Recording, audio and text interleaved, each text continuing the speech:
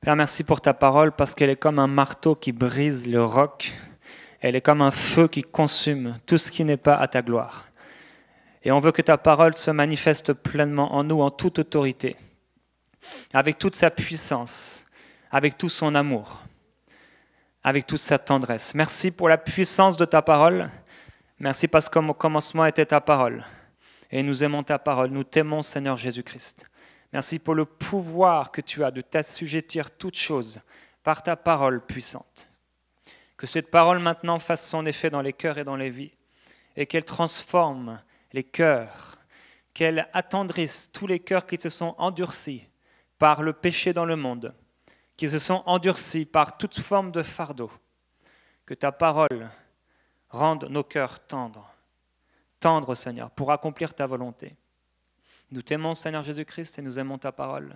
Tu es la parole de Dieu, tu es le bienvenu. Viens aujourd'hui nous parler personnellement. Nous voulons non seulement écouter, mais mettre cette parole en pratique. Voilà pourquoi nous voulons écouter, avec nos oreilles grandes ouvertes, pour accomplir cette parole. Alléluia. Merveilleux Saint-Esprit, je t'invite. Tu es toujours le bienvenu dans ce lieu. Merci parce que tu travailles la parole dans les cœurs et elle ne retourne pas à toi sans avoir accompli un effet particulier dans nos vies personnelles. Nous t'aimons, Seigneur Jésus-Christ, et nous te glorifions. Tu es saint. Alléluia. Alléluia. Je voudrais aujourd'hui vous partager un message sur la passion et la ferveur pour Dieu. Est-ce que vous êtes passionné pour Dieu? Alléluia. Vous êtes passionné? Je ne vous ai pas dit de dire oui si ce n'est pas vrai. Hein. Est-ce que vous êtes en feu pour Dieu? Vous avez de la ferveur pour Dieu? Qui aime manger de la viande après l'avoir mis au barbecue et attendre qu'elle soit bien froide? Il n'y a rien de pire que de mettre un bon steak au barbecue. Moi, je suis assez bon pour faire des barbecues. Si vous avez l'occasion de manger chez moi, peut-être. Et vous le faites bien comme il faut. Et là, parfois, le temps que les gens se mettent à table, les rares fois où c'est moi qui fais à manger, Annabelle me regarde toujours un peu en riant, en voyant combien je suis paniqué et comment je veux que les gens mangent chaud. Parce que je ne veux surtout pas qu'ils mangent froid. Et il n'y a rien de pire que de manger un steak froid. Et quand on laisse un steak froid et que vous le laissez longtemps comme ça, au bout d'un moment, il va y avoir de la vie dans ce steak. Vous savez ça? Parfois, on ne ferme pas bien nos poubelles. Et au bout de quelques jours, il y a beaucoup de vie dans ma poubelle. Il y a beaucoup de verres. Et les verres commencent à remplir la poubelle, l'intérieur et l'extérieur. Et c'est horrible. Et c'est pour ça que c'est à moi de sortir les poubelles. Parce qu'Annabelle ne veut pas toucher les poubelles. Rien de pire qu'une viande tiède et froide. Et c'est pour ça que Dieu dit qu'il ne pourra pas nous manger, nous accepter, si nous sommes tièdes ou si nous sommes froides. Et Dieu nous appelle à être bouillants, Dieu nous appelle à être passionnés, et Dieu nous appelle à être fervents. Quelqu'un qui n'est pas passionné pour le royaume de Dieu, il va s'endurcir. Il va s'endurcir, il va endurcir son cœur par rapport aux réalités du royaume de Dieu, par rapport à l'appel que le Seigneur avait pour lui. Il va se trouver toutes sortes d'excuses pour ne pas accomplir ce que Dieu avait prévu pour lui de toute éternité. Quelqu'un qui n'est pas passionné pour Dieu, c'est quelqu'un qui n'aura pas à cœur les intérêts du royaume de Dieu. C'est quelqu'un qui ne va pas prier pour les âmes perdues. C'est quelqu'un qui n'aura pas à cœur d'avancer dans son appel. Et c'est quelqu'un qui va se contenter de tout ce qui se passe et de tout ce qu'on lui propose. Les gens sont comme ça. Souvent, ils arrivent à la maison, ils se mettent devant la télévision. Et ce qu'on leur propose, ils vont le manger. Que ce soit indigeste ou pas, ils vont rester comme ça devant leur télévision et ils mettent leurs enfants devant la télévision et ils donneront à leurs enfants ce que leur propose la télévision, manger quoi qu'on vous propose. Il y a des gens qui sont comme ça. Et c'est des gens qui manquent de vision, c'est des gens qui ne sont pas passionnés pour avancer. Et Dieu nous appelle à une passion, Dieu nous appelle à une ferveur. Je veux être fervent pour Dieu, je veux être passionné par le royaume de Dieu, je veux être bouillant pour le Seigneur Jésus-Christ, parce qu'il n'y a rien de plus inconfortable pour une nouvelle créature que d'être tiède et que d'être froid. Quand nous sommes devenus une nouvelle créature, la Bible dit que tout est devenu nouveau, ou ça bien sûr dans notre esprit. Et c'était un tel feu dans notre esprit que qui que nous soyons, si nous sommes réellement nés de nouveau, on a eu à cœur automatiquement de parler de ce que nous avions vécu. Nous avons parlé de ce Jésus si merveilleux, nous ne connaissions tellement pas grand-chose sur lui, nous n'avions peut-être certainement pas encore lu la parole de Dieu, mais nous avions une passion pour le Seigneur Jésus parce qu'il nous avait sauvés. Parce que nous avions fait une expérience personnelle avec lui, et cette expérience, personne ne peut nous la voler. Alors nous avons parlé de ce Jésus, c'était tellement vivant, c'était tellement réel, et on était passionnés pour lui. Cette passion nous a amenés, lorsque nous avions 19 ans et nous étions dans un groupe de jeunes, cette passion nous a amenés à annoncer l'évangile dans les rues. Cette passion nous a amenés un soir avec mon beau-frère Gwen à partager l'évangile, et on n'avait pas partagé l'évangile, on voulait partager l'évangile avec quelqu'un. Il y avait là, pour une fois, dans notre ville, 2 prostituées, et nous leur avons partagé l'évangile. C'est la passion du royaume de Dieu. Lorsque nous sommes passionnés par Dieu, c'est plus que d'avoir simplement de la passion. Il y a des gens qui ont des passions, leur passion c'est un sport particulier. Ce sont des gens, ils ont une passion. Mais Dieu nous appelle non seulement à avoir une passion, mais Dieu nous appelle à être passionnés. Il y a une différence. Dieu nous appelle à une véritable passion en démonstration. Je peux faire du sport sans être un sportif. Et je peux avoir une passion sans être passionné. Dans Exode au chapitre 32 et au chapitre 33, on voit un passage, un épisode dans l'histoire du peuple d'Israël. Moïse était monté sur la montagne et le peuple attendait et c'était un peu long. Alors le peuple s'est approché auprès d'Aaron, il a dit à Aaron, fais-nous des dieux. Parce que ce Moïse, nous ne savons pas où il est. Aaron a dit, vous enlèverez tous vos boucles d'oreilles à vos oreilles, vous, vos fils et vos filles, et vous me les apporterez. Alors tout le peuple est venu apporter leurs boucles d'oreilles, et la Bible dit que Aaron s'est assis, et avec un burin, il a façonné un veau d'or. Et il dira, il en est sorti un veau d'or. Le veau d'or est sorti, et le peuple il a entouré ce veau d'or. Ils ont commencé à offrir des holocaustes au chapitre 32, au verset 6. On peut voir ça. Le lendemain, ils se levèrent de bon matin. Ils offrirent des holocaustes et présentèrent des sacrifices de communion. Le peuple s'assit pour manger et pour boire. Puis ils se levèrent pour se divertir. C'était l'église d'Aaron. Remarquez ici que le peuple a offert sacrifice de communion.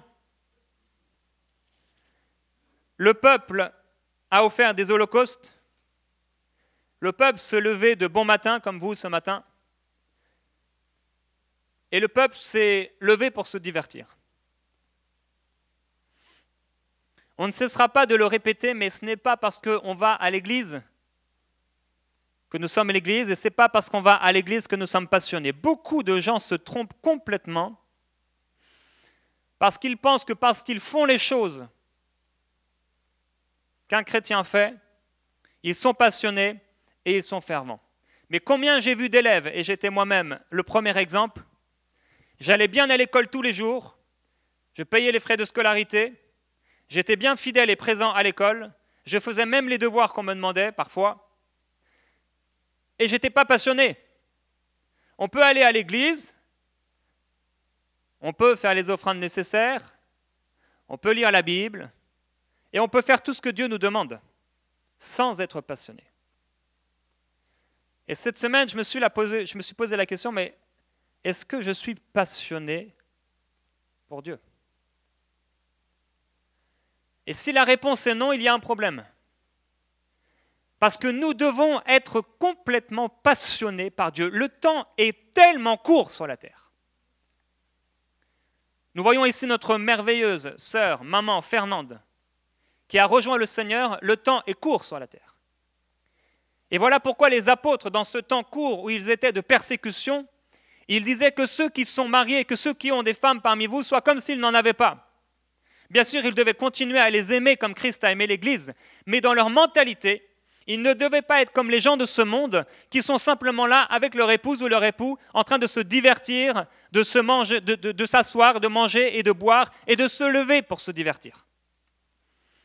Ce qu'a fait cette église d'Aaron, c'est qu'ils ont fait des sacrifices et après les sacrifices, ils ont commencé à s'asseoir, à boire, à manger puis à se divertir. C'est ce que font beaucoup de gens.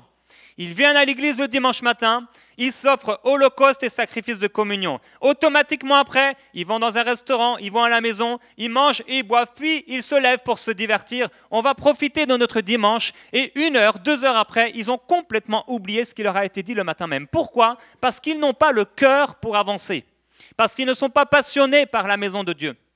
Parce qu'ils ne sont pas passionnés par leur appel. Parce qu'ils ne sont pas passionnés par les intérêts du royaume de Dieu.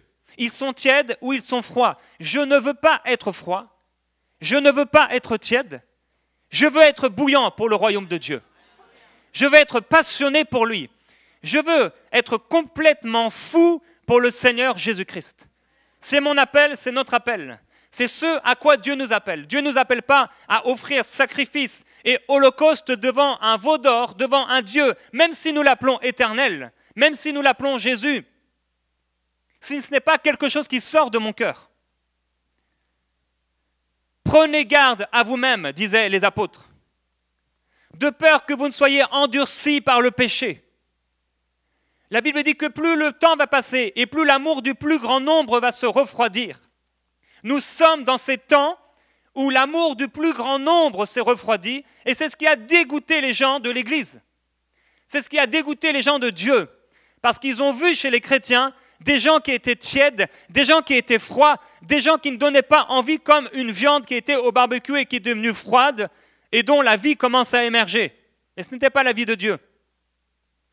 C'était la religion. Je ne veux pas être religieux. Je veux faire tout ce que je fais avec mon cœur. Je ne veux pas prier pour prier. Je ne veux pas battre des mains parce qu'on me dit de battre des mains si ce n'est pas mon cœur. Et je ne veux rien faire qui ne soit pas le reflet de mon cœur. Sinon, je vais faire entrer dans ma vie de l'hypocrisie. Et Jésus était fâché contre les hypocrites. Il leur dira, pharisiens hypocrites, vous êtes très beaux à l'extérieur, mais à l'intérieur, vous êtes pleins de rapines et de toute espèce de méchanceté. Dieu veut nous amener quelque part et Dieu veut nous amener à nous repentir de notre manque de passion pour son royaume, de notre manque de passion pour son nom et de notre égoïsme charnel. C'est la volonté de Dieu pour nous, afin que nous puissions nous réjouir en espérance, mais non seulement en espérance, mais que nous puissions nous réjouir des fruits que Dieu porte dans nos vies parce qu'il a trouvé un cœur disponible et une passion pour son nom. Le zèle de ta maison me dévore. Êtes-vous passionné par la maison de Dieu? Êtes-vous passionné par les intérêts du royaume de Dieu? J'étais passionné par les intérêts du royaume de Dieu avant qu'on me nomme pasteur ou qu'on me nomme de n'importe quel titre.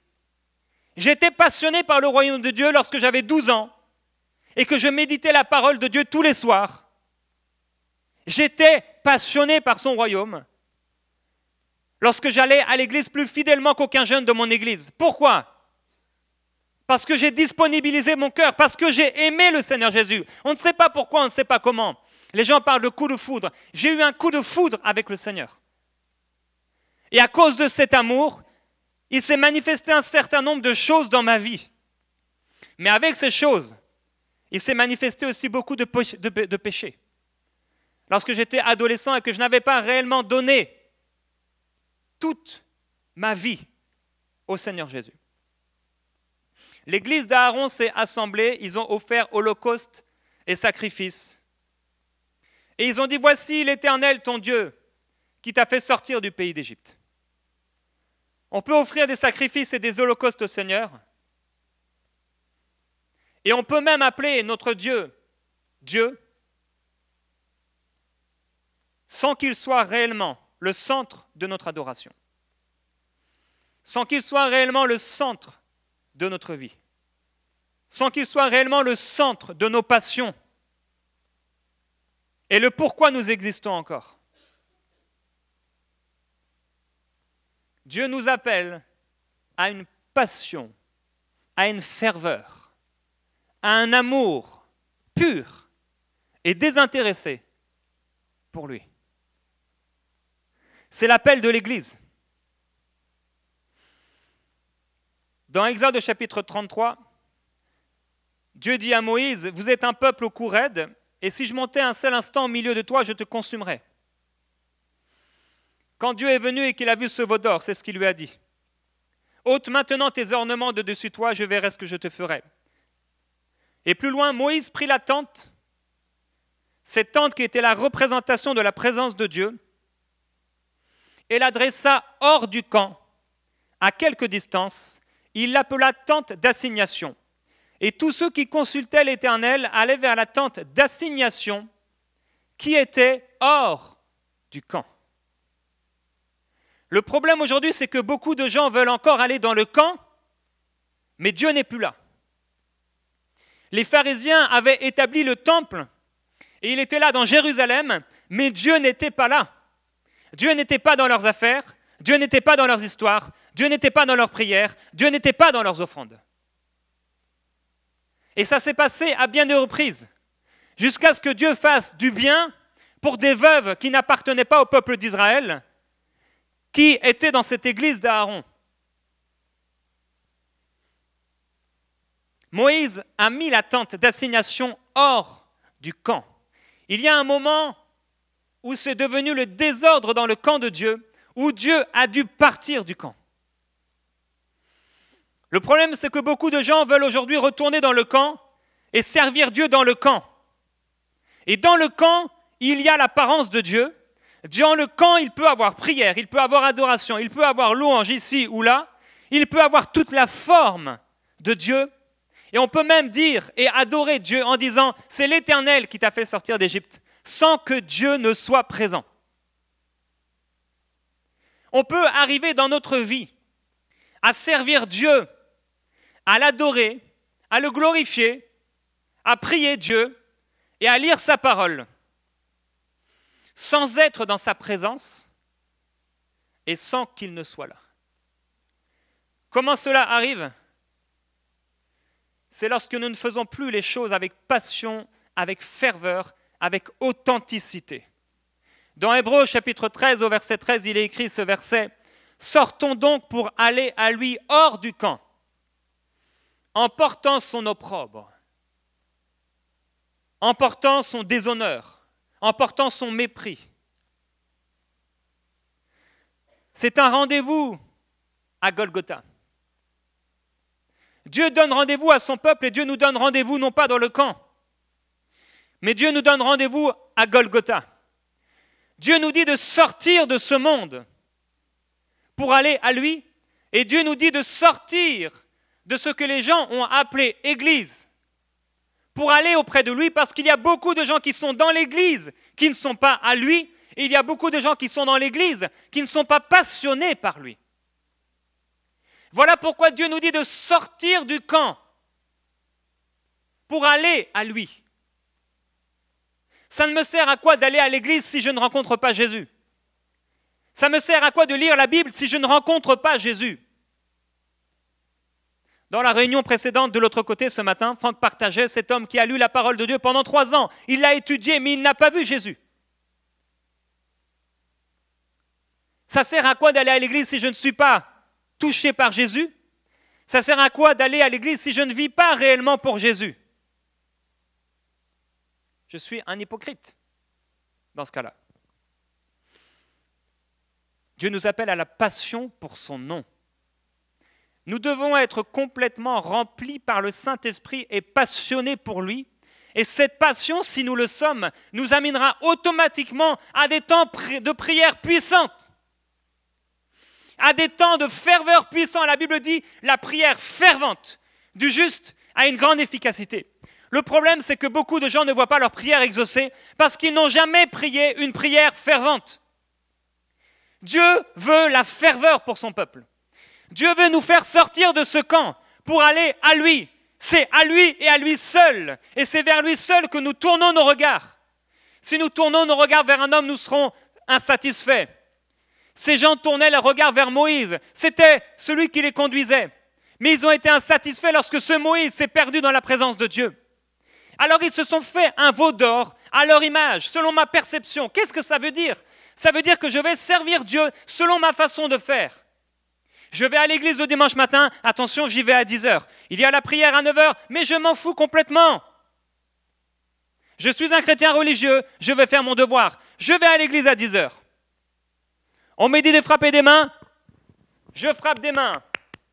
On me dit de me lever, je me lève. On me dit de m'asseoir, je m'assois. On me dit de dire Alléluia, je dis Alléluia. L'équipe de louange n'est pas encore arrivée à 10h05, j'attends, je parle. Hypocrisie, tiédeur, froideur.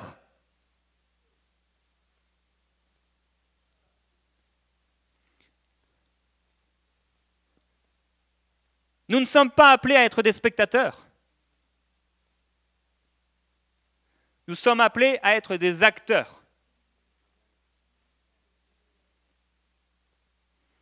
J'étais avec un ami il y a quelques jours et il y avait un match de football. Et j'ai vu cet ami allumer la télévision. Et quand il a allumé, il avait un grand sourire sur son visage. Et des gens, ils sont surexcités. Et on voyait toute cette foule qui était là. Ça faisait des années que je n'avais pas regardé de match de foot. Et on voit les gens complètement passionnés et fervents, apparemment. Mais ils ne font absolument rien. Il n'y a que 12 personnes sur le terrain qui font quelque chose. Aujourd'hui, l'Église est comme ça. Les gens pensent que parce qu'ils crient, parce qu'ils se lèvent, parce qu'ils disent Alléluia, ils sont en train de faire quelque chose pour le royaume de Dieu. Et ils se méprennent complètement. Et ils sortent de là où ils sont fatigués. Oh, c'était génial. Waouh, on a gagné. On n'a rien gagné du tout. C'est eux qui ont gagné. Toi, tu n'as rien fait du tout. Tu as payé ta place, tu t'es assis, tu es reparti. En mangeant du popcorn.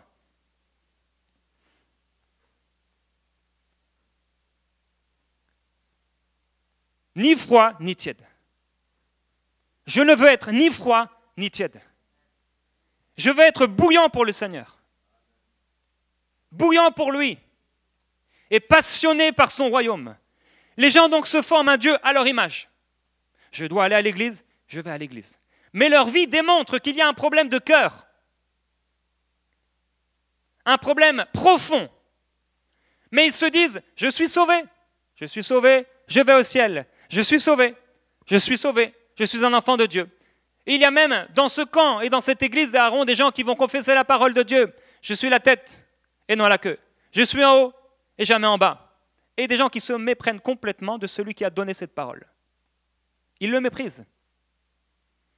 Sortons du camp pour aller à lui. Dans cette église d'Aaron, on forme un Dieu à notre image. Si j'ai le temps, je prie. Si j'ai le temps, je vais à l'église. Et les gens n'ont pas souvent le temps. Alors la plupart des familles chrétiennes, ils se retrouvent ensemble le soir, chacun va à ses activités. Maman fait à manger. Ils se mettent autour de la table. Et il y a un moment très particulier. Les enfants, on va prier pour le repas. Seigneur, toi qui as fait le ciel et la terre, donne à manger à tous ceux qui n'en ont pas et bénis cette nourriture. Amen. Le temps spirituel de la famille s'est achevé maintenant. Du début à la fin, 17 secondes. Et encore, avec les pauses. Combien de fois les gens ont prié cette prière sans jamais sortir même un seul dollar pour donner à ceux qui n'en ont pas? Et cela montre très clairement l'hypocrisie religieuse dans laquelle sont tombés la plupart des gens. Ils disent des choses qu'ils ne pensent pas. Ils disent à Dieu qu'il est tout pour eux, mais il n'est rien pour eux. Si ce n'est un distributeur, et ils vont à lui seulement quand ils en ont besoin. C'était l'église d'Aaron. Ils voulaient simplement un Dieu fait à leur image qui pourrait les bénir un peu, qui pourrait les aider un peu, qui pourrait leur donner une vision. Ils ont dit, fais-nous un Dieu que nous pourrons suivre. Et dans toute l'histoire du peuple d'Israël, on voit des gens qui étaient là, même dans le peuple et hors du peuple, des gens qui se formaient des dieux selon ce qu'ils avaient dans le cœur. Ils mettaient ce Dieu dans leur maison et ils suivaient ce Dieu selon leur désir et selon leur gré. Jésus est venu dans cette maison et Jésus est venu dans cette église d'Aaron. Et il a dit, le zèle de ta maison me dévore. Il était tellement passionné par la maison de Dieu qu'il s'est fait un fouet avec des cordes et il a balayé tous les marchands et il a balayé tout ce qui n'était pas à la gloire de Dieu. Il l'a balayé en action, mais il l'a balayé en parole aussi. Un jour, un pharisien l'invite. « Oh, je suis invité par un pharisien. » Il est là dans sa maison et il entend le cœur de ce pharisien qui dit « Mais il ne sait même pas laver les mains avant de manger. » Et là, Jésus commence à dire « Oh, pharisien hypocrite !» Il était dans la maison de ce pharisien. Et là, un docteur de la loi commence à dire au bout d'un moment, se sentant insulté, il dit « Mais quand tu insultes les pharisiens, tu nous insultes, nous aussi. » Et là, Jésus le regarde, et c'est à son tour maintenant. « Oh, docteur de la loi hypocrite !» Et là, il commence à parler, et il commence à parler. Il y a beaucoup d'hypocrites. Beaucoup d'hypocrites. Et Dieu nous appelle à sortir hors de ce camp et hors de l'hypocrisie. La chose qui va nous faire sortir de ce camp et qui va nous faire aller à lui, c'est la repentance. C'est sonder nos cœurs et regarder si réellement je suis passionné et fervent pour Dieu. Et arrêter de me donner toutes sortes d'excuses, de choses qui ne sont pas. Et j'en parle de plus en plus, ils n'aiment pas ce message.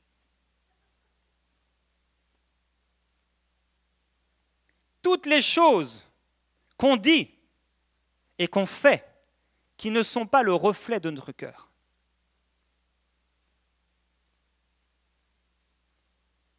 Dieu n'est pas là pour nous forcer à l'aimer. Jamais. Parce que l'amour vient d'un cœur véritable, un cœur pur. Dieu n'est pas là pour nous dire « aimez-moi, aimez-moi ». Dans le sens où il voudrait qu'on se force à l'aimer. Quand on aime quelqu'un, on fait les choses simplement par amour pour lui, par cette personne. Dieu dira, je me souviens de ton amour de jeune fille quand tu me suivais au désert, dans une terre stérile. Israël était consacré à l'Éternel. Il y a des choses qu'on doit faire mourir en nous et qui nous empêchent d'aller à lui, qui nous empêchent de porter du fruit, qui nous empêchent d'être véritables. On devrait arrêter de frapper des mains quand ça ne vient pas du cœur. On devrait arrêter même de faire toutes sortes de choses quand ça ne vient pas du cœur et on devrait dire au Seigneur, Père, pardonne-moi, je t'en prie. J'ai endurci mon cœur et je suis égoïste et je suis nu, aveugle. J'ai besoin de toi. Au lieu de dire, je n'ai besoin de rien, j'ai tout ce qu'il me faut. Alors que je suis pauvre, nu et égoïste. Être vrai avec son cœur, être vrai dans notre relation avec le Seigneur, être vrai par rapport à l'appel de Dieu et ce que nous faisons concrètement dans notre vie va beaucoup nous aider. Et c'est cette hypocrisie qui empêche les gens de donner leur cœur à Jésus. Ils se disent qu'ils ont fait du bien. Combien de gens à qui j'ai parlé dans la rue et qui m'ont dit « j'essaie de faire le bien du mieux possible ». Ils se cachent derrière des choses, derrière un Dieu qui se sont formés eux-mêmes. Et ils s'imaginent donc que ce Dieu les acceptera lorsqu'il viendra le jour du jugement. Et combien de chrétiens se sont formés eux-mêmes un Dieu qui ne leur en demande pas trop. De 10h à 11h59. C'est leur Dieu.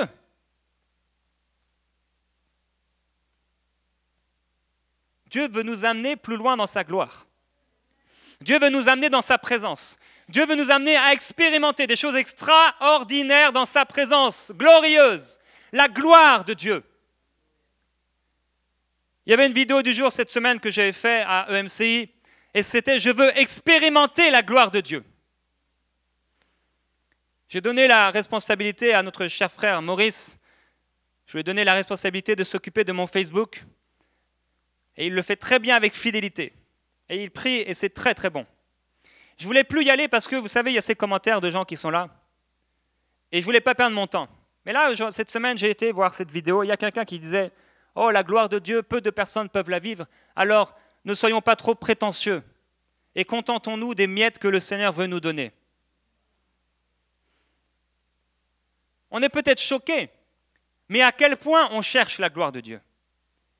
Et depuis combien de temps n'avez-vous pas prié pour voir la gloire de Dieu? Ah, est-ce que je devrais prier pour ça? Oui, tu devrais prier pour ça. Depuis combien de temps n'as-tu pas prié pour connaître le cœur de ton Père céleste? Depuis combien de temps n'as-tu pas prié pour connaître Jésus intimement, jusqu'à même prier pour connaître la communion de ses souffrances et également la puissance de sa résurrection? Depuis combien de temps n'as-tu pas prié, Père, donne-moi l'assurance et la hardiesse pour annoncer ta parole et qu'il se fasse des prodiges, des guérisons et des signes au saint nom de ton serviteur Jésus-Christ? On s'endort. À force de faire des choses qui ne sont pas selon notre cœur, on s'endort. Et on se congèle. Et on s'attiédit. Et on devient comme cette viande infâme et indigeste qui sort une fausse vie.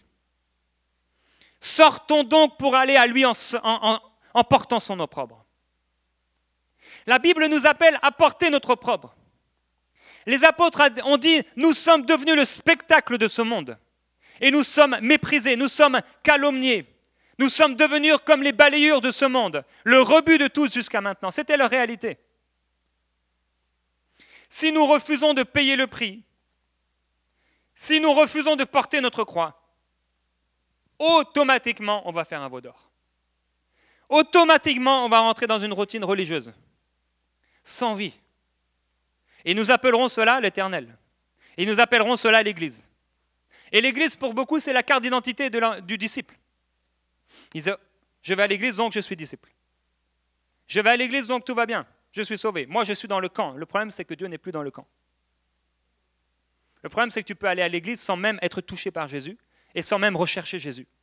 Tu peux aller à l'église le dimanche matin et tout le reste de ta semaine, tu pries juste à table, 10 secondes, et peut-être une fois quelque part.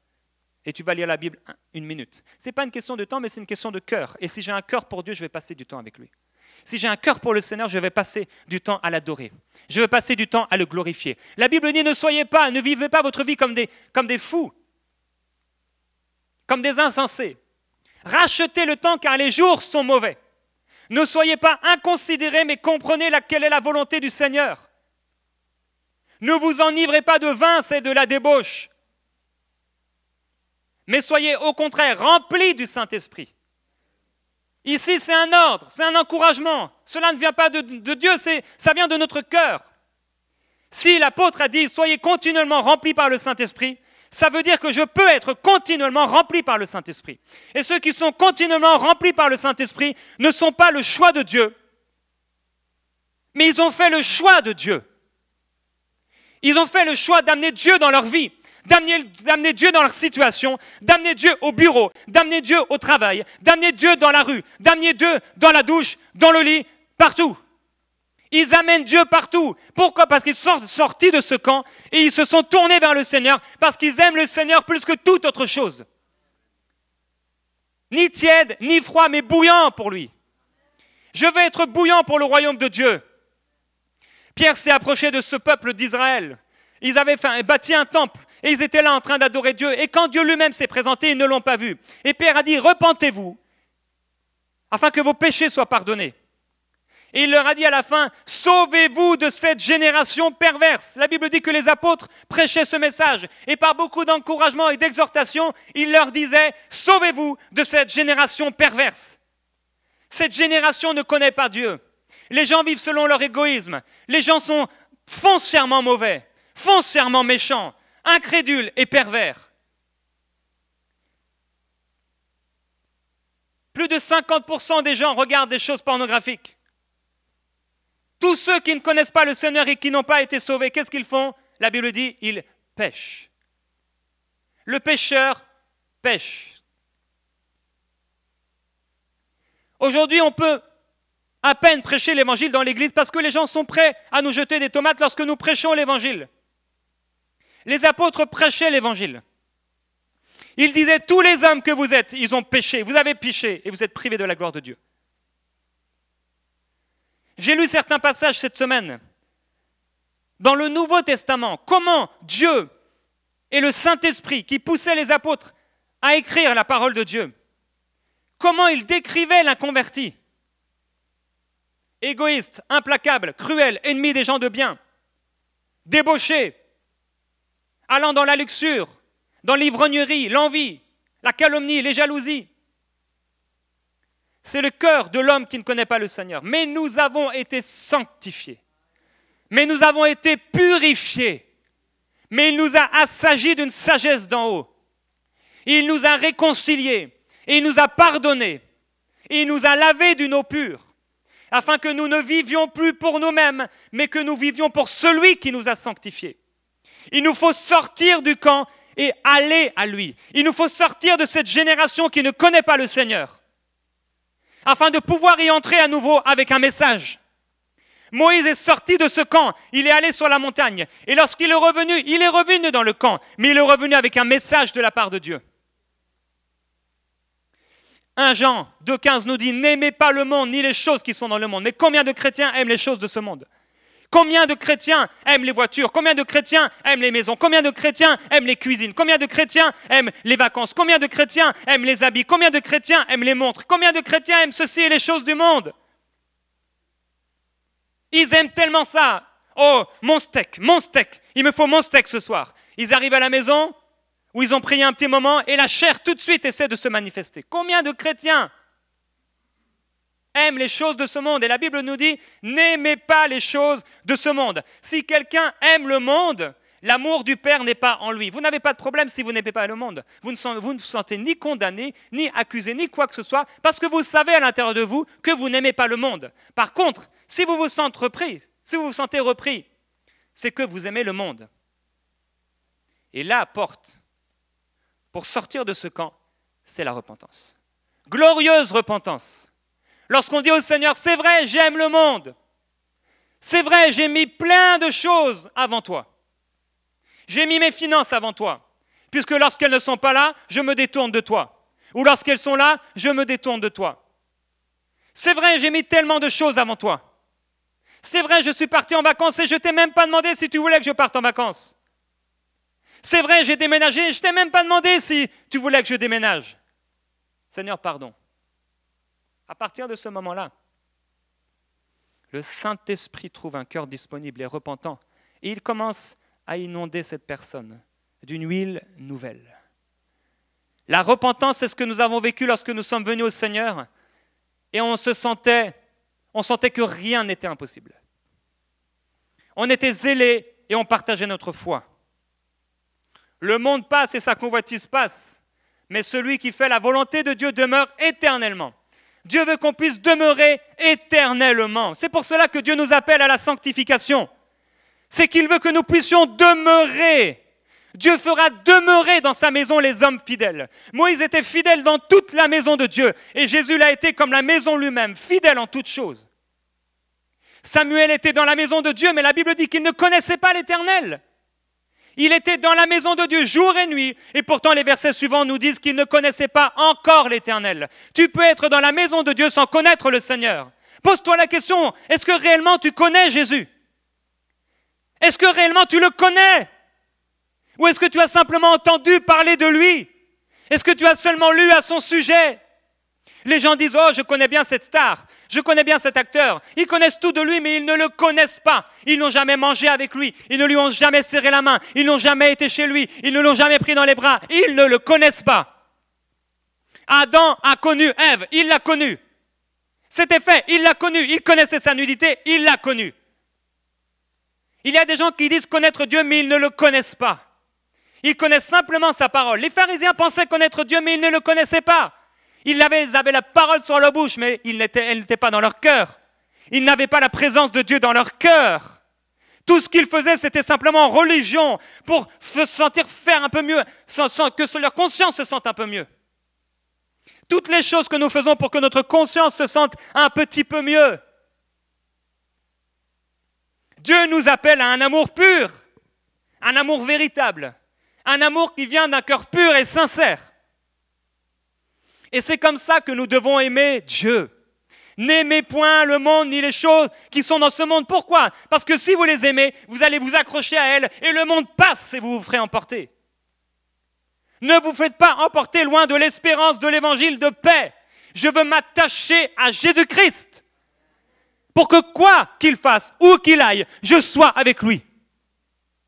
Et il dit, là où sera mon serviteur, ou plutôt là où je serai, là sera mon serviteur. Je veux être là où le Seigneur Jésus est. Je veux amener la présence de Jésus dans ma maison. Je veux amener la présence de Jésus dans ma vie. Je veux amener la présence de Jésus dans ma voiture. Je veux amener la présence de Jésus dans ma douche. Je veux amener la présence de Jésus dans mon lit. Je veux amener la présence de Dieu dans ma vie. Je veux être continuellement rempli par le Saint-Esprit afin d'amener la gloire de Dieu partout où je vais.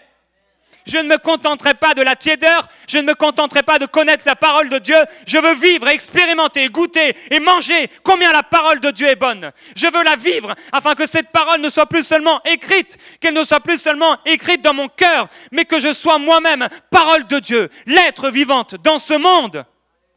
Je veux vivre la parole de Dieu, l'expérimenter. Non pas seulement qu'on me parle du prince de paix, je veux connaître ce prince de paix. Non pas seulement l'Éternel des armées, je veux connaître cet Éternel des armées, celui qui se lève pour moi. Je ne veux plus qu'on me parle de lui, je veux le connaître lui et que lui me parle. Beaucoup de gens parlent de la parole de Dieu, beaucoup de gens lisent des versets de la parole de Dieu, mais peu parlent de Dieu lui-même et peu parlent et donnent les paroles de Dieu lui-même. On peut parler de la parole de Dieu sans donner ses paroles à lui. C'est ce que faisaient les pharisiens. Ils se donnaient les uns, et c'est ce que faisaient les prophètes, ils se donnaient les uns les autres des paroles, de la parole. Mais ce n'était pas la parole de Dieu. C'était l'église d'Aaron. Une église hypocrite. Une église qui vit n'importe comment. Une église qui est tiède et qui est froide. Une église qui, lorsque on leur dit de prier, les gens sont là et ils ferment la bouche. Il y a quelque chose qui n'est pas normal. Il y a quelque chose qui n'est pas normal quand on me dit que quelqu'un est sur le bord de mourir et qu'il est sur la porte de l'enfer et qu'il est perdu et que ça ne me fait rien. Ce n'est pas normal. Ce n'est pas normal si je vois le monde mourir loin du Seigneur et que ça ne produit rien en moi. Ce n'est pas normal. Ce n'est pas normal. C'est que je suis certainement encore dans le camp. Je suis certainement encore avec des pensées du monde. Je suis encore certainement tellement pris avec des choses, avec mes trucs, mes choses, mon argent, mon travail, ma maison, mes choses. Et voici que les couples commencent à se disputer dans la maison pour un vase, pour une histoire, pour un peu d'argent. Et ils se disputent et ils passent complètement à côté de ce que le Seigneur avait pour eux.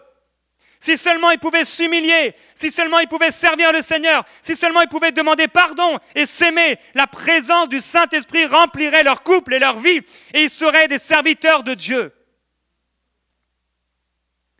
Moïse, la Bible dit qu'il a regardé les choses de l'Égypte, il a regardé ça comme de la pourriture. Il a regardé au loin Jésus, on ne lui avait pas parlé de Jésus.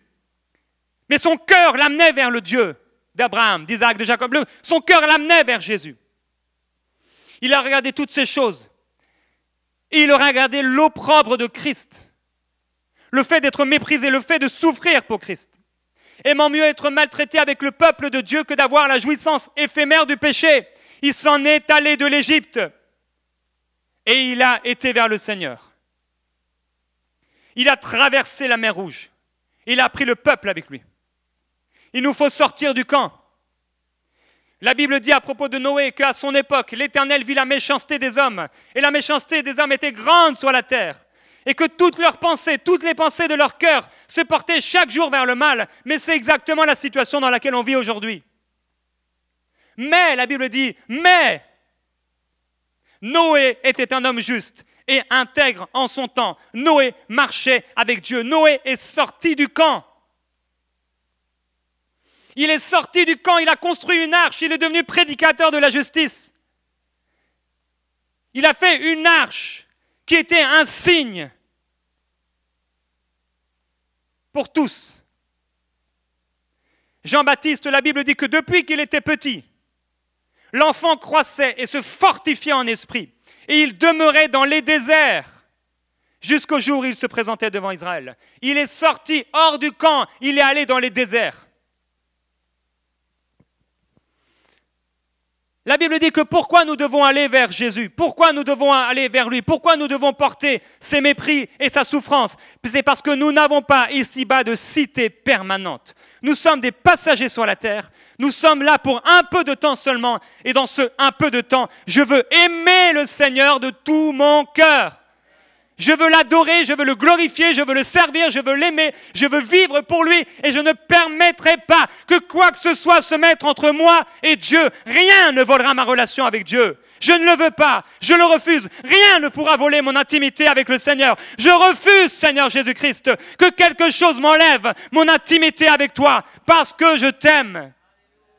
Je n'aime pas le Seigneur parce qu'on m'appelle pasteur ou prophète ou je ne sais quoi. J'aime le Seigneur parce que je suis sauvé, parce que je suis son enfant, parce que j'ai eu un coup de foudre, parce qu'il m'a appelé, parce qu'il m'a pris de la boue de péché où j'étais et qu'il m'a lavé, il m'a sanctifié, il m'a purifié, il a changé mes pensées, il a changé mon cœur et mon esprit. J'étais pécheur, infidèle, mauvais, cruel, méchant, sale et il m'a lavé. Il m'a purifié, il m'a sanctifié, il m'a changé, il m'a transformé, il m'a métamorphosé. Je ne suis plus la même personne. Il m'a changé. Il a fait de moi une race élue, un peuple acquis pour célébrer sa gloire. Il m'a mis à part dès ma naissance. Il m'a appelé, Jérémie, tu seras prophète de l'Éternel et tu marcheras devant moi avec la puissance d'Élie. Il m'a mis à part, il m'a consacré. Parce qu'il m'aime. Et parce qu'il m'aime, il me délivrera. Il me délivrera des hommes méchants et cruels. Il me délivrera de la mort. Il me délivrera, mort. Où est ta victoire? Je ne mourrai jamais. Je ne mourrai jamais, je vivrai. Et je raconterai la gloire de Dieu. Jamais je ne vivrai. Vous pourrez me voir dans la tombe, mais je ne serai pas dans la tombe. Je serai dans la présence de Jésus. En un instant, je le rejoindrai. En un instant, je serai avec lui. Et je voudrais que cet instant soit maintenant. Mais comme je l'ai déjà dit, à cause de ma famille, à cause de son œuvre, je vais rester ici. Être auprès de lui, c'est mon bien. Nous disons, Seigneur, tu es tout pour moi. Mais est-ce que vraiment, il est tout pour nous? Est-ce que nous l'amenons dans nos maisons? Est-ce que nous l'amenons là où nous avons un peu de temps? Ou même quand nous n'avons pas? Est-ce que nous faisons de la place pour Dieu? Nous pouvons aller à l'heure à un rendez-vous et nous sommes tous les jours au travail à l'heure. Mais quand il s'agit d'être à l'heure à l'église, nous ne sommes pas là.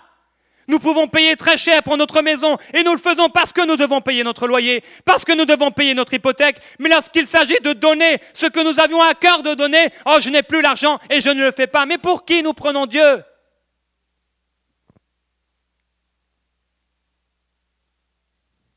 Jean-Baptiste. En ce temps-là parut Jean-Baptiste, prêchant dans le désert de Judée. Jean avait un vêtement de poil de chameau, une ceinture de cuir autour des reins. Il se nourrissait de sauterelles et de miel sauvage. Il était tellement loin du camp. Il ne voulait pas revenir dans ce camp. Il ne voulait pas aller dans ce camp. Il ne voulait pas vivre dans ce camp. Il était tellement loin des pensées de ce camp. Il était tellement loin de la pensée de l'église d'Aaron. Il s'habillait différemment, il parlait différemment. Et lorsqu'on lui proposait de venir dans le camp des pharisiens et le camp des religieux, il refusait. Lorsque l'apôtre Paul s'est approché de Pierre et des autres disciples qui étaient là, et qu'il a vu chez Pierre quelque chose qui était mauvais, de l'hypocrisie, il n'a pas voulu entrer dans ce camp d'hypocrites. Il leur a dit, mais comment toi tu peux marcher comme cela? Change. Et Pierre a dû changer, et Pierre a dû se repentir. Et les disciples qui étaient là, dans ce camp, et dans cette église qui commençait à se former, quelques jours seulement après la Pentecôte, quelques temps seulement, quelques mois seulement après la Pentecôte, ont dû se repentir. Pourquoi? Parce qu'ils avaient laissé de l'hypocrisie venir et s'installer en eux, dans leur église.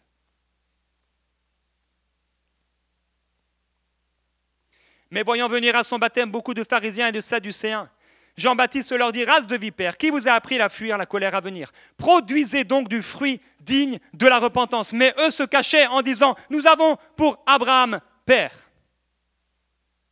On peut se cacher derrière la Bible, je vais à l'église, je prie, etc. Je fais toutes sortes de choses. Mais est-ce que c'est réel? Est-ce que je vis quelque chose avec Dieu? Est-ce que tu vis quelque chose avec Jésus? Est-ce que tu sais ce que c'est la présence de Dieu? Est-ce que tu sais ce que c'est adorer Jésus? L'as-tu rencontré? L'as-tu découvert?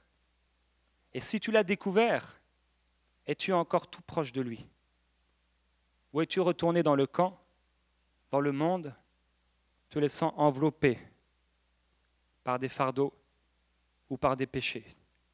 Jésus allait dans les déserts, il se retirait dans les déserts pour prier. On a pris Paul à un moment et son message gênait. Et on l'a traîné hors du temple, on l'a traîné hors du camp. Il dira, je ne fais aucun cas de ma vie comme si elle m'était précieuse. Je veux arriver à cela. Étienne était rempli du Saint-Esprit, il prêchait l'Évangile. Et les gens n'aimaient pas son message.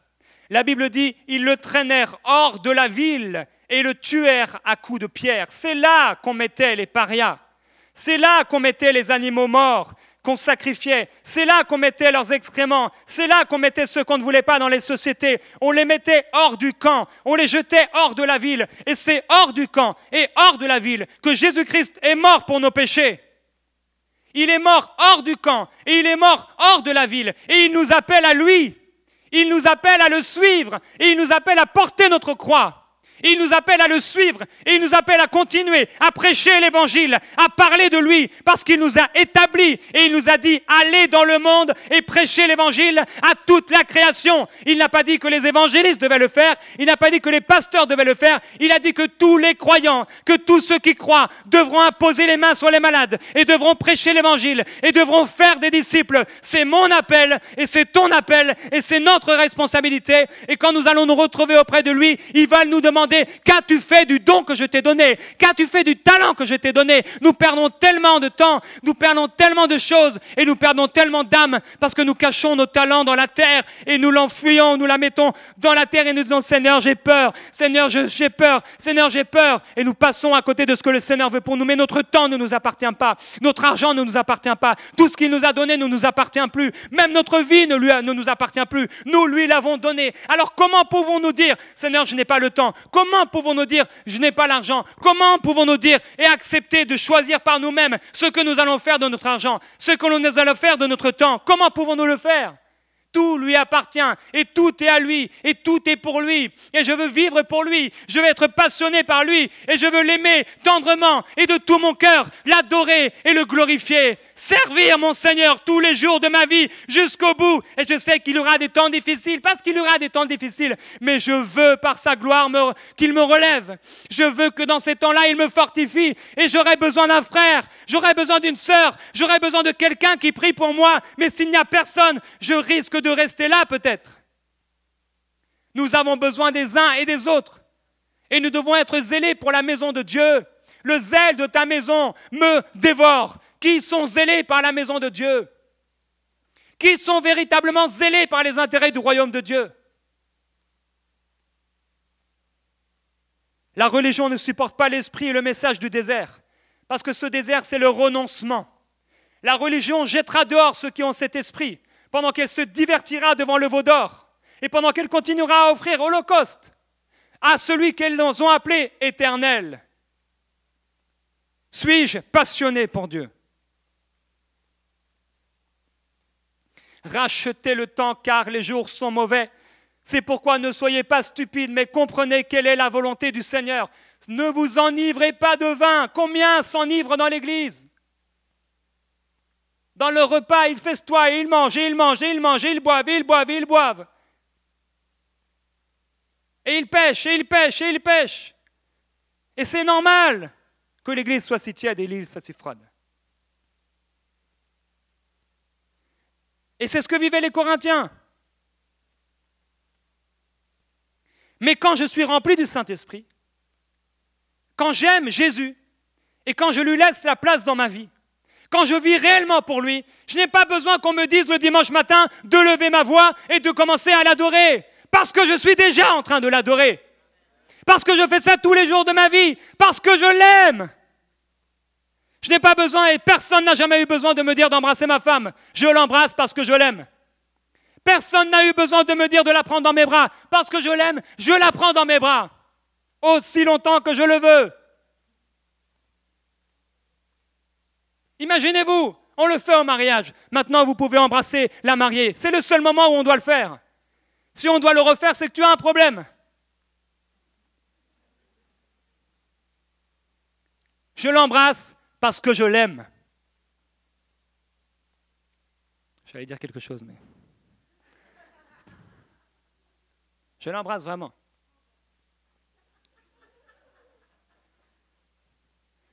Parce que je l'aime. Et si tu aimes Dieu, personne n'aura besoin de te dire de l'aimer, et personne n'aura besoin de te dire de te lever et de l'adorer et de le glorifier et de prier. Pourquoi? Ce sera le reflet de ton âme et ce sera le reflet de ton cœur. Et manifestement, ton corps fera aussi quelque chose. Parce que tu l'aimes et parce que Jésus-Christ a aimé le Père, il n'a pas regardé comme une proie arrachée d'être égal à Dieu, mais il s'est dépouillé, corps, âme et esprit. Il a dit à Gethsémane, dans ce pressoir à huile qui venait presser toutes ses motivations, il lui a dit, Père, non pas ma volonté, mais ta volonté. Là, dans le désert, on a vu son cœur. Là, dans le désert et dans les difficultés, on a vu vraiment de quoi il était fait. C'est là qu'on a vu qui il était. C'est à Gethsémane qu'on a vu de quoi était fait le cœur des disciples. La Bible dit, tous l'abandonnèrent et prirent la fuite. Même un homme est parti tout nu quand on lui a pris son vêtement. Il y a des gens qui sont là, ils sont parés de toute espèce d'habits. Mais c'est faux. C'est faux. Et ce message est un message d'amour, parce que si vous restez comme ça, vous vous faites du mal. Jean-Baptiste criait dans le désert et c'était un message d'amour. Jérémie prêchait, il prêchait aux Israélites et c'était un message d'amour. Parce que Dieu aime son peuple et parce que Dieu sait que le monde est pourri. Et que le prince de ce monde est pourri. Et que tout ce qu'il y a dans le monde est pourri. Je ne veux pas de voiture qui vienne du monde. Je veux une voiture qui vient du royaume de Dieu. Je veux une maison qui vient du royaume de Dieu, qui a été sanctifiée par la grâce de Dieu. Je ne veux pas être dans un endroit où Dieu ne m'a pas dit d'être. Je ne veux pas vivre quelque part où Dieu n'habite pas. Non, Seigneur, si tu ne pars pas toi-même avec nous, ne nous fais pas monter d'ici. Je ne veux pas être, même s'il y a l'ange de l'Éternel qui est là devant moi, je veux que le Seigneur soit avec moi. Voilà pourquoi je recherche sa présence. Voilà pourquoi je recherche sa présence. Voilà pourquoi je recherche sa gloire. Je lui dis, Seigneur, je veux voir ta gloire. Seigneur, je veux te toucher. Seigneur, je veux ton amour. Je veux te connaître.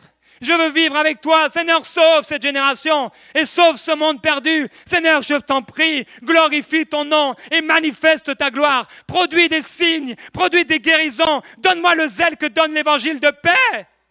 Transforme ma vie. Père, je me repens. Je me repens de mon égoïsme. Je me repens de ma vie que je vis pour moi-même, mes vacances, mon temps, mes enfants, ma maison. Pardonne-moi et inonde-moi. Si vous n'êtes pas enivrés de vin, vous serez enivrés du Saint-Esprit. Si nous ne sommes pas enivrés du Saint-Esprit, c'est que nous avons été enivrés de quelque chose d'autre que nous avons pris dans le camp. Soyez continuellement remplis par le Saint-Esprit. Et louez Dieu par des hymnes et des cantiques, avec toutes sortes d'actions de grâce. Révérez le Seigneur dans vos cœurs. Servez le Seigneur avec crainte. Ayez du zèle et non de la paresse. Soyez fervents d'esprit. Servez le Seigneur. Le grand mensonge dans lequel les gens sont tombés. Ils ont cru que c'était au ministère de servir Dieu. Grand mensonge. C'est à tous ces enfants de le servir, avec crainte, tous les jours de leur vie. Ils s'assoient, ils regardent l'équipe de football jouer. Ils pensent que c'est terminé. Ils retournent à la maison, jusqu'au prochain match. En oubliant que si on leur a montré comment faire, c'était parce qu'en sortant de ce match, il fallait faire la même chose. Il fallait le faire, il fallait l'accomplir. Le prophète Jérémie a eu des moments difficiles. Il a dit, Seigneur, je suis la risée de tous et tous les jours le monde se moque de moi. Si je dis, je ne ferai plus mention de lui, si je dis, je ne parlerai plus en son nom, il y a comme un feu dans mon cœur, un feu dévorant qui est renfermé dans mes os. Je m'efforce de le contenir et je ne le puis. Comment c'est triste d'attrister le Saint-Esprit. Lorsque le Saint-Esprit te pousse à faire quelque chose et tu le contiens, tu le méprises et tu l'attristes en désobéissant, Lorsqu'il te dit parle et que tu ne le fais pas, lorsqu'il te dit écris et que tu ne le fais pas, lorsqu'il te dit chante et que tu ne le fais pas, tu attristes le Saint-Esprit de Dieu par lequel tu as été sanctifié. N'attristez pas le Saint-Esprit de Dieu. N'attristez pas le Saint-Esprit. N'attristons pas le Saint-Esprit. Aimons-le. Aimons-le en parole, mais aimons-le en action, en vérité. Aimons le Seigneur et servons-le. Moïse était sur la montagne, mais il est descendu de cette montagne. Après l'avoir vu, il est monté. Il est descendu et il est allé dans le camp. Mais quand il est allé, il avait maintenant un message. Jean-Baptiste et Jésus, ils ont été dans le désert. Mais quand ils en ressortaient, ils retournaient dans le camp. Et là, ils bouleversaient le camp. Le camp était bouleversé par Dieu. Je vais te parler de Jésus, mais ce que je vais te dire à propos de Jésus ne sera pas simplement des paroles. Il y aura une démonstration d'esprit et de puissance, parce que ce que je vais te dire est né dans la prière. Elle est née dans l'esprit. Et ce que je vais te dire, ce n'est pas des paroles, mais c'est un esprit et c'est une vie qui va sortir de moi. Beaucoup de gens parlent de Jésus, ou ils parlent de leur religion, ils parlent de leur église. Ça n'a pas de vie. Pourquoi ? Parce qu'ils n'aiment pas véritablement Jésus. Ils n'ont pas fait naître ces choses dans la prière et dans l'adoration. Voilà pourquoi il n'y a pas de démonstration. Mais lorsqu'on parle de lui et qu'on est rayonnant de joie, parce que nous avons passé du temps à l'adorer et à le glorifier, nous n'avons pas besoin de convaincre les gens. Les gens sont convaincus parce qu'il y a une dimension, il y a une gloire, il y a quelque chose qui repose sur nous et autour de nous. Et c'est la présence merveilleuse de Jésus-Christ. Il nous faut aller dans le camp et prêcher l'Évangile. Si nous ne sommes pas en feu pour Dieu, lorsque le feu viendra éprouver notre œuvre, tout ce qui n'est pas né dans le feu partira. Sortons donc pour aller à lui hors du camp. Cherchons l'Éternel pendant qu'il se trouve. On a la grâce de vivre dans cette alliance extraordinaire où le Seigneur est là, où il n'y a que grâce, il n'y a que bonté. Et Dieu est si bon que même les méchants, que même les ennemis, que même ses ennemis, il les bénit et il leur fait du bien. Il fait pleuvoir sur eux et il les bénit tous les jours de leur vie. Nous sommes dans le temps de la grâce, où il n'y a plus de condamnation pour nous. On l'aime, il nous aime, il n'y a plus de problème. Il nous a tellement aimés avant même qu'on l'aime. Il a envoyé Jésus mourir pour nous. Il nous aime. Personne ne sera contre nous parce qu'il est avec nous. Il nous aime. Il m'aime d'un amour éternel et ses pensées pour moi sont plus nombreuses que le sable qui est au bord de la mer. Il pense constamment à moi. Le Seigneur pense constamment à moi. Il m'a tellement aimé qu'il a mis des anges à mes côtés. Il a mis son esprit en moi et sur moi. Il m'a tout donné. J'ai tout reçu. Et je suis dans la joie. J'ai tout reçu de lui. Il ne me manque rien. Cherchons l'Éternel pendant qu'il se trouve. Commencez à le chercher à la maison. Oh, je vous en prie, commencez à prier et commencez à l'adorer à la maison. Commencez à le chercher véritablement, à lui dire, Seigneur, c'est vrai, j'ai perdu mon zèle. J'ai perdu ma communion avec toi. Mon temps, mon travail, tout a pris le dessus. Je t'en prie, Seigneur, je me repens. Je te donne tout, à nouveau. À nouveau, je veux te servir. À nouveau, je veux t'aimer. À nouveau, je vais chanter.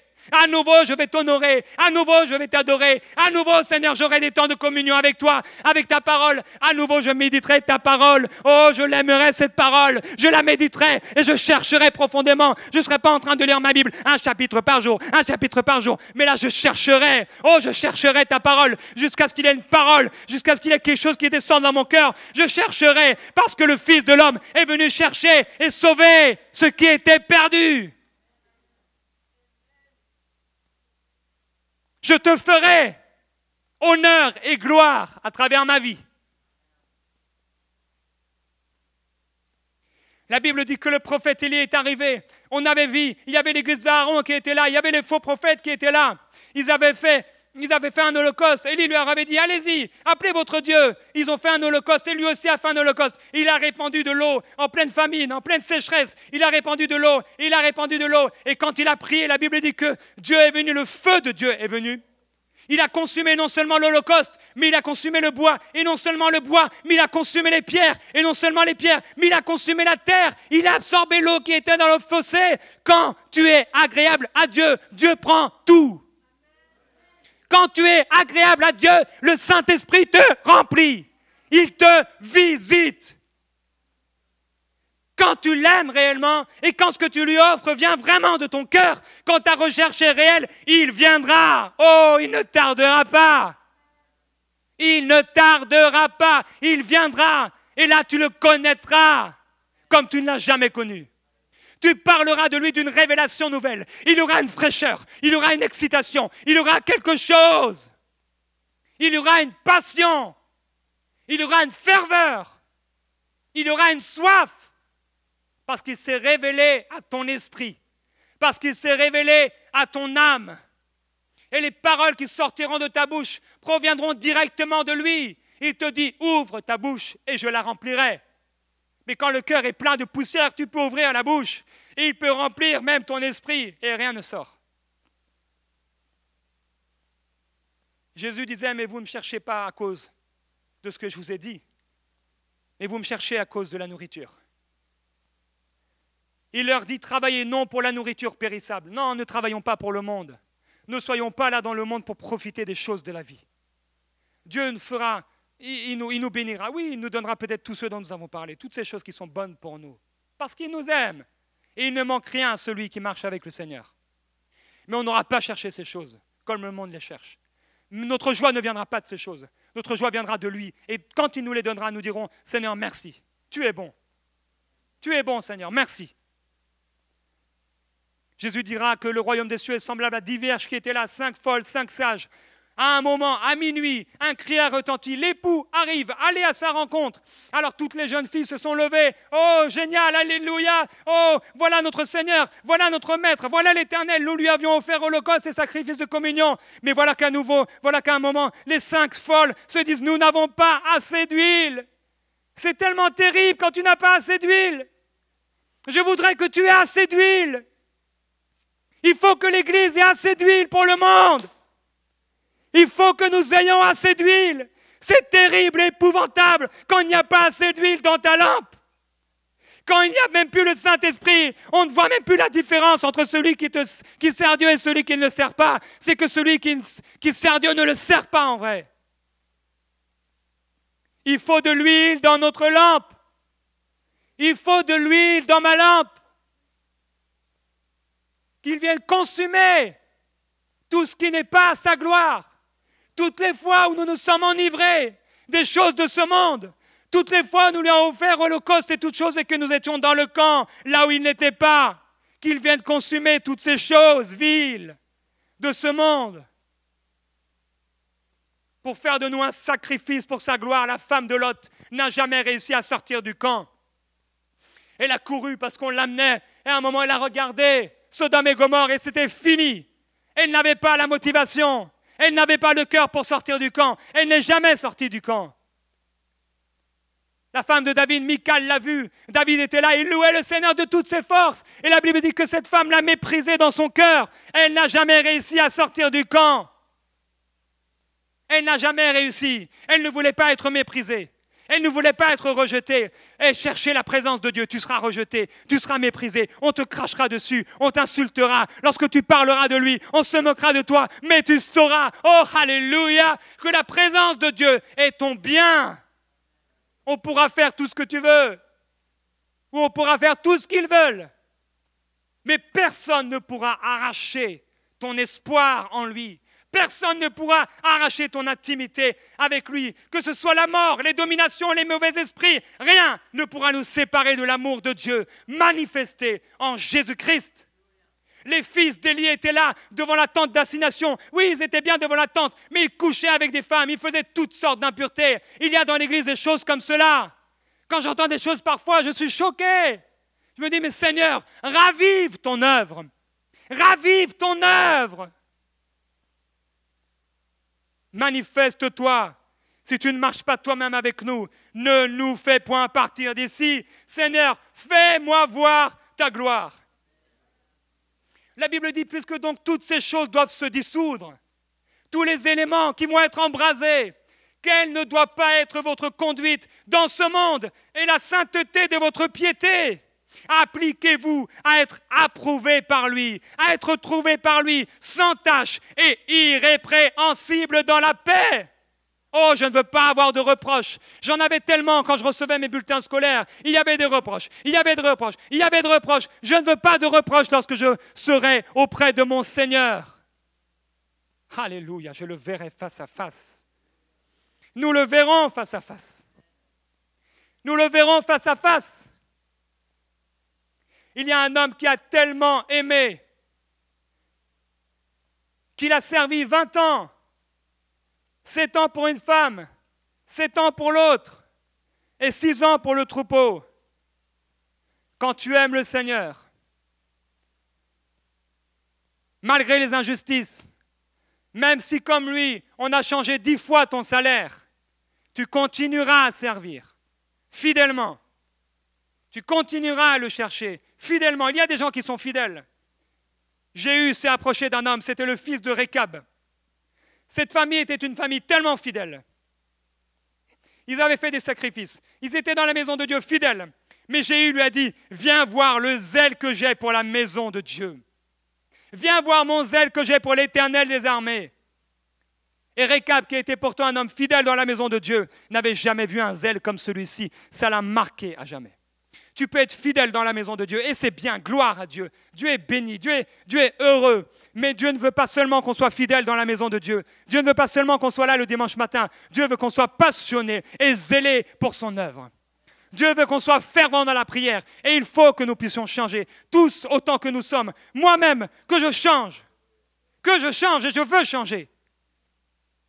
Que sa gloire consume tout ce qui n'est pas pour lui. Alléluia. Merveilleux Saint-Esprit, merci pour ta parole glorieuse. Tu es Dieu et tu es merveilleux. Que ta présence vienne toucher les cœurs à cause de ta parole. Père, je prie que cette parole descende profondément dans les cœurs et produise un fruit. Tu es tellement bon et tellement glorieux. Et je désire que ton peuple sorte du camp et selon ta volonté, porte son opprobre. Le prix à payer, le renoncement, afin de vivre ta gloire. Père, je prie afin que cette Église, que ces croyants qui forment une partie de l'Église, ne s'enivrent pas de vin, mais qu'ils soient remplis du Saint-Esprit. Père, je prie que dans les maisons, il y ait des changements, qu'il y ait des repentances, que les choses ténébreuses soient dévoilées et abandonnées, que la paix revienne dans les couples, dans les familles, que le méchant revienne de sa mauvaise voie et que l'injuste revienne de son injustice et qu'il revienne à toi qui pardonne parfaitement, sans faire de reproches. Tu es merveilleux, Seigneur Jésus-Christ. Merci pour l'autorité de ta parole, que cette parole produise un fruit conséquent. Père, je prie que ce message ne soit pas un message perdu, mais que ce message amène un changement dans plusieurs vies. À partir d'aujourd'hui, je prie que dès aujourd'hui, Père, il y ait des maris qui se repentent auprès de leur épouse, des épouses qui se repentent auprès de leur mari, et que beaucoup se repentent auprès de toi. Père, toi seul as la capacité de nous changer et de nous transformer, mais tu veux voir des cœurs sincères et authentiques devant toi. Je te glorifie pour ta merveilleuse présence et pour l'autorité de ta parole. Tu es bon et tu es saint. Que ce peuple soit consacré à toi. Que ce peuple soit comme il l'est en Christ, mis à part et bouillant pour toi. Je prie que personne ne laisse ce talent qu'il a caché en terre, mais qu'aujourd'hui, plusieurs aillent le reprendre et commencent à le mettre à la lumière, à la disposition de ton œuvre. Je glorifie ton nom, Père. Merci. Tu es merveilleux. S'il y a quelqu'un ici aujourd'hui, si tu meurs maintenant et tu ne sais même pas où tu vas, tu n'es pas certain que le Seigneur t'acceptera. Aujourd'hui, tu dois recevoir Jésus dans ta vie et tu dois te repentir de tous tes péchés. Il prendra ta vie sans faire de reproches parce qu'il t'aime et parce qu'il a envoyé Jésus mourir pour toi. Si aujourd'hui c'est toi, tu n'as jamais fait la paix avec Dieu, tu sais que tu vis dans le péché et tu veux te repentir, tu ne veux plus vivre pour toi-même parce que tu sais qu'aujourd'hui tu vis pour toi-même et tu t'es reconnu et tu veux donner ta vie au Seigneur Jésus. Là où tu es, lève-toi. Lève-toi simplement devant le Seigneur comme un signe d'abandon où tu lui dis, je m'abandonne à toi. Je donne ma vie à Jésus. Je ne veux plus vivre pour moi-même. Là où tu es, tu peux te lever, si c'est toi, et donner ta vie à Jésus.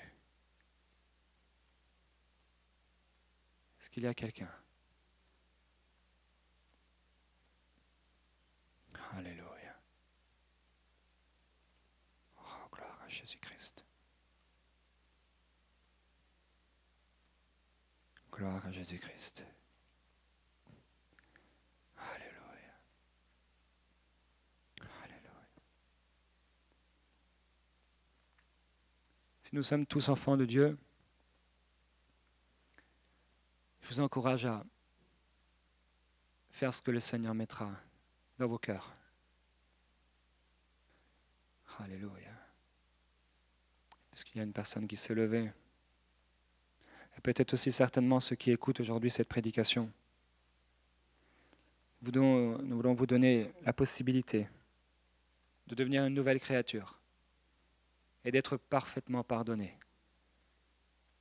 De délaisser les choses anciennes derrière vous, de les laisser, les abandonner et de marcher, de sortir hors de ce camp et hors du monde et d'aller auprès de Jésus.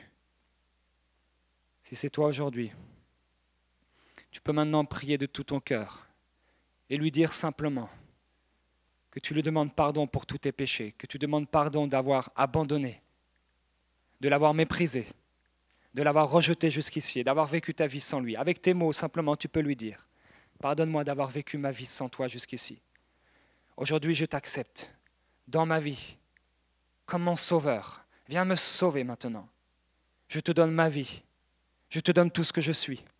Je prends la décision aujourd'hui devant le monde, devant Dieu, devant le diable, de servir Jésus-Christ tous les jours de ma vie. » Fais cette prière avec ton cœur. Alléluia. Si tu fais cette prière de tout ton cœur, si tu crois qu'il est mort pour toi, si tu crois qu'il est ressuscité pour pardonner tes péchés, et si tu te repentis sincèrement de tous tes péchés, aujourd'hui, tu deviens son enfant.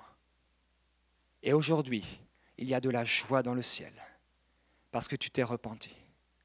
Si tu es sincère dans ton cœur et que tu lui dis « Prends toute ma vie, j'abandonne ma vie entre tes mains, je prends la décision radicale de ne plus jamais vivre pour moi-même, mais de vivre pour Dieu et de le servir tous les jours de ma vie. » Alors aujourd'hui, tu deviens une nouvelle créature. C'est quelque chose de glorieux. Alléluia. Alléluia. Frères et sœurs, j'ai parlé avec mes mots, mais au-delà de ces mots, percevez ce que le Saint-Esprit veut vous dire personnellement et que nous puissions ensemble avancer, vraiment, avec ferveur, non pas avec tiédeur, mais avec ferveur. Le Seigneur nous aime et il parle tantôt d'une manière et tantôt d'une autre. Ne vous arrêtez pas à la forme, mais écoutez le cœur de Dieu et écoutez sa parole. Derrière tout ce qui a été dit, écoutez son cœur et écoutez votre conscience. Et plus que ses paroles, écoutez plus que mes paroles, écoutez ce qu'il vous dit lui, parce qu'il vous dit des choses. Il n'est pas muet pour parler, mais il parle. Et ce qu'il dit est très clair. Je prie qu'il y ait des changements, qu'il y ait des repentances parmi nous, qu'il y ait des gens qui disent à haute voix à ceux à qui ils auraient fait du mal, pardon, ceux qui auraient volé de l'argent ou qui auraient volé des choses, qui puissent aujourd'hui, dans cette semaine, aller auprès de ces gens et rembourser. S'il y a des gens qui ont été infidèles, vous devez avouer vos infidélités. Celui qui demande pardon trouve miséricorde, mais celui qui cache ses transgressions ne trouve pas de pardon. S'il y en a des gens parmi vous, vous vivez dans la colère, dans la haine, vous avez des problèmes de haine contre des gens, vous devez vous repentir sincèrement. Sincèrement. Parce que celui qui n'aime pas son frère, qu'il voit, ne peut pas dire qu'il aime Dieu qu'il ne voit pas. Et celui qui ne pardonne pas ne sera pas pardonné. Qu'il y ait des changements dans cette Église. Qu'il y ait des changements dans nos vies. Que notre agenda ne soit pas celui qui nous dirige, mais que nous-mêmes, par le Saint-Esprit, nous puissions organiser nos journées, notre vie pour le Seigneur, pour lui. Ne faisons pas les choses parce qu'il faut le faire, mais faisons les choses simplement parce qu'on aime le Seigneur. Des ajustements. Je prie qu'il y ait des ajustements dans nos vies, aujourd'hui et pendant cette semaine. Si on arrête de s'enivrer de ce monde, on sera rempli du Saint-Esprit. C'est sûr. Si on commence à vouloir les intérêts de Dieu et qu'on lui dit « Pardonne-moi, j'étais trop dans mes intérêts », je vous assure, il va vous remplir. Et vous allez voir ses intérêts. Vous allez voir son cœur. Vous allez voir son cœur et son amour. Vous allez goûter combien le Seigneur est bon. Plusieurs d'entre vous, je prie que vous puissiez vivre une expérience totalement nouvelle dans sa présence. Totalement nouvelle. Pendant que vous allez vous consacrer ce soir, dans les prochains jours. Vraiment, consacrez-vous à lui. Dieu disait à son peuple, consacrez-vous à moi parce que dans 3 jours, je viendrai. Il vous encourage à vous consacrer. Parfois, on se consacre, quand on revient à lui, on prie, il ne se passe apparemment rien. Mais on ne prie pas pour être touché particulièrement, on prie parce qu'on l'aime, parce qu'on le recherche. Et on continue, et assurément, celui qui s'approche de lui, il s'approche de nous. Alors approchons-nous du Seigneur ensemble. Approchons-nous vraiment du trône de la grâce et aimons le Seigneur de tout notre cœur. Aimons-le, frères et sœurs. Aimons-le et encourageons-nous à l'amour, encourageons-nous à le servir, encourageons-nous par des témoignages, encourageons-nous les uns et les autres à servir le Seigneur, à l'aimer, à le glorifier. Amen. Alléluia. Gloire à Jésus-Christ. Seigneur, merci.